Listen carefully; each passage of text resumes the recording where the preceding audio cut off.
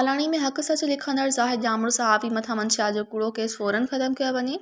Press club Halani सहाफ़ी शायनन Khairpur police पारां वंगार वहण ख़िलाफ़ एहतिजाजी मुज़ाहिरो कंदे प्रेस क्लब हालाणी जे सदर मंज़ूर ख़ासकेली KTN जे रिपोर्टर ज़फ़र अली अमार सहाफ़ी हिज़्बुल्लाह ऐं ॿियनि एहतिजाज कंदे चयो त ज़ाहिद जामड़ो हिकु पब्लिक हक़ सच लिखंदड़ सहाफ़ी आहे।